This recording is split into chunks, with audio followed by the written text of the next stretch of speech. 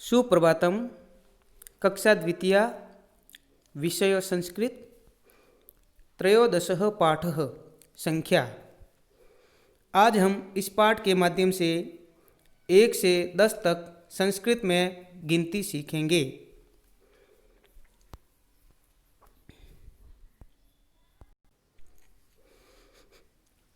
एक को संस्कृत में कहते हैं एकम, 2 को कहते हैं द्वे, 3 त्रीणि, 4 चत्वारि, 5 को कहते हैं पंच।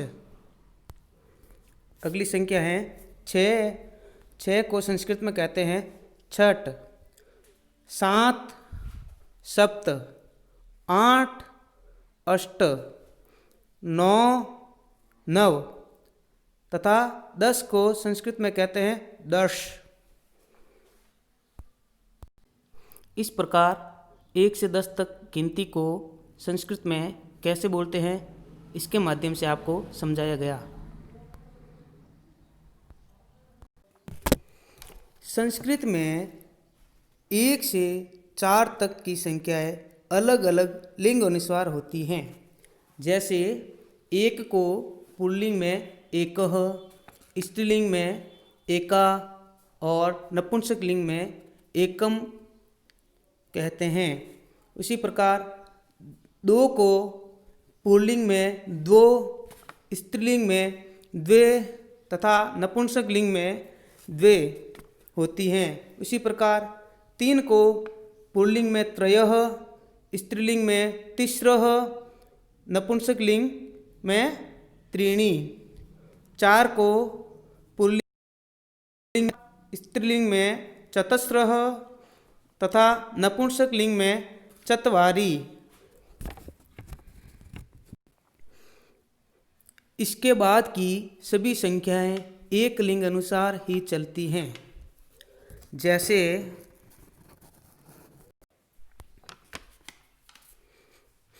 एकः बालकः, एका बालिका, एकम पुष्पम।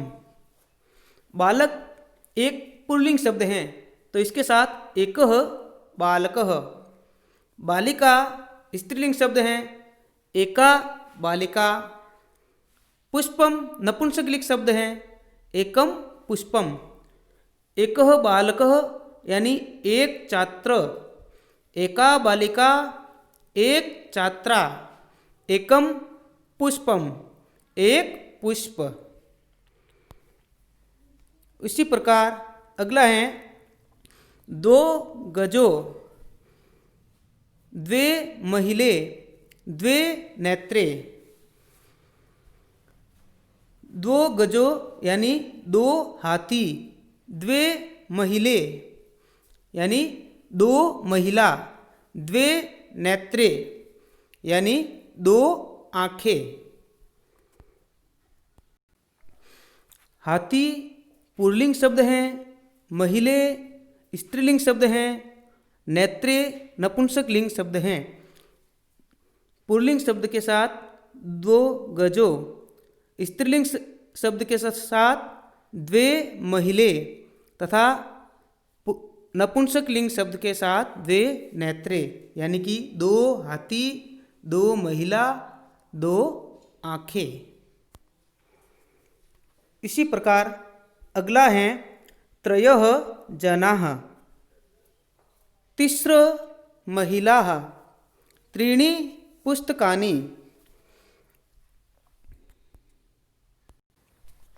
त्रयः जनाः यानी कि 3 लोग, तिस्र महिलाः यानी 3 महिलाएं, त्रीणि पुस्तकानि यानी कि 3 पुस्तकें।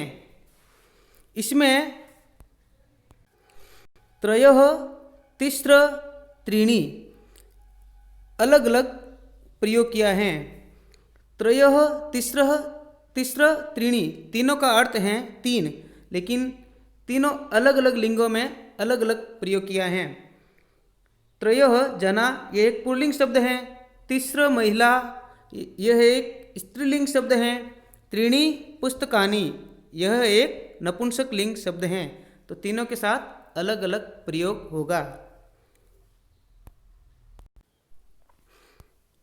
उसी प्रकार अगला है चत्वारः सैनिकाः, चतस्रः मालाः, चत्वारि कन्दुकानि।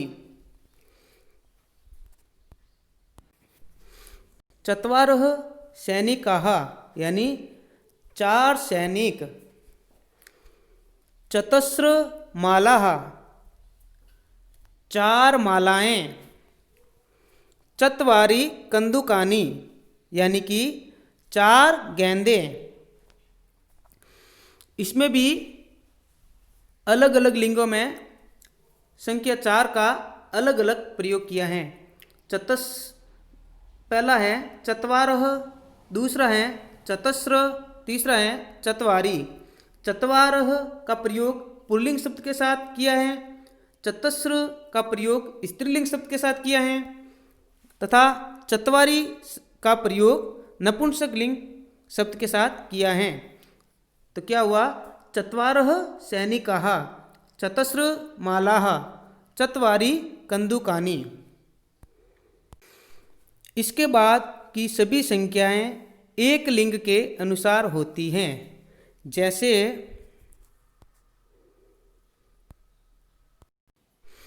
पंच वानरः यानी कि 5 बंदर। उसी प्रकार और उदाहरण ले सकते हैं, पंच पुस्तकानि यानी कि 5 पुस्तकें, पंच महिला यानी 5 महिलाएं, पंच मालाः 5 मालाएं।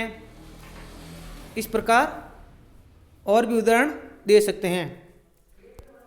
अगला है षट् फलानि यानी कि षट् यानी 6, फलानि यानी फल, यानी 6 फल, 6 फल। उसी प्रकार और भी उदाहरण ले सकते हैं, षट् जनाः यानी 6 जने, षट् छत्राणि यानी 6 छाते, षट् सैनिकाः यानी 6 सैनिक। अगला है सप्त बालिकाः यानी कि 7 छात्राएं, 7 छात्राएं। इसी प्रकार और उदाहरण ले सकते हैं, तो सप्त बालकः 7 छात्र, सप्त महिला 7 महिलाएं आदि। अगला है अष्टकपोताः यानी कि 8 कबूतर, अष्टकपोताः यानी 8 कबूतर। अगला है नव अश्वाः, नव अश्वाः यानी कि 9 घोड़े, 9 घोड़े। अगला है 10 छत्राणि यानी कि 10 छाते, 10 छत्राणि यानी 10 छाते।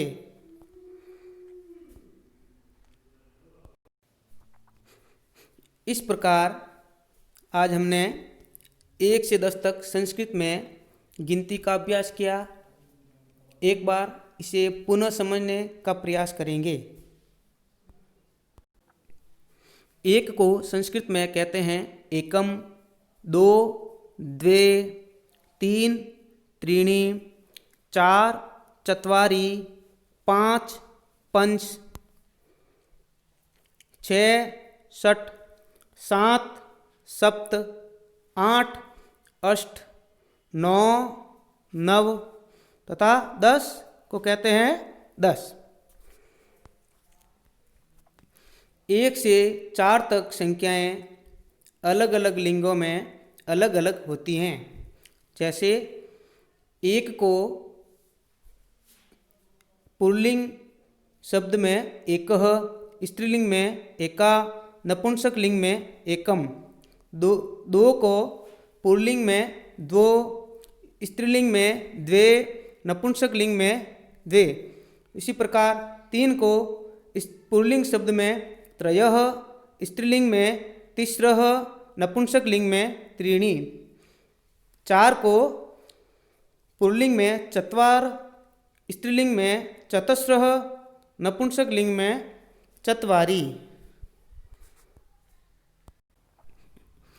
इसके बाद की सभी संख्याएं एक लिंग के अनुसार होती हैं। जैसे 5, 6, 7, 8, 9, 10। जैसे एकः बालकः, एका बालिका, एकम पुष्पम, यानी कि एक छात्र, एक छात्रा, एक पुष्प। अगला है द्वो गजो, यानी कि 2 हाथी। द्वे महिले, यानी कि 2 महिलाएं। द्वे नेत्रे, यानी कि 2 आंखें। इसी प्रकार अगला है त्रयः जनाः, यानी कि 3 जना। तिस्रः महिलाः, यानी कि 3 महिलाएं। त्रीणि पुस्तकानि, 3 पुस्तकें। अगला है चत्वारः सैनिकाः, यानी कि 4 सैनिक। चतस्र मालाः, 4 मालाएं। चत्वारि कंदुकानि, यानी कि 4 गेंदें। उसके बाद अगली संख्या है पंच वानरः। इसके बाद की सभी संख्याएं एक लिंग के अनुसार होती हैं। जैसे पंच वानरः, यानी कि 5 बंदर। इसके अलावा और भी शब्द हो सकते हैं। पंच मालाः, 5 मालाएं। पंच महिलाः, 5 महिलाएं। और भी अन्य हो सकते हैं। 6 फलानी, 6 फल। इसके अलावा और भी हो सकते हैं। 6 कंदुकानी, 6 गेंदे। अगला है सप्त बालिकाः, यानी कि 7 छात्राएं। 8 कपोताः, 8 कबूतर। 9 अश्वाः, 9 घोड़े। 10 छत्राणि, यानी कि 10 छाते। इस प्रकार हमने इसी पाठ का एक बार पुनः अभ्यास किया और इसका बार बार आपको घर पर अभ्यास करना है। बोध प्रश्न। प्रश्न 1, निम्न गिनती को संस्कृत में बताइए। 2, 2 को संस्कृत में क्या कहते हैं? 2 यानी द्वे। 4 को चत्वारि तथा 7 को संस्कृत में क्या कहते हैं? सप्त।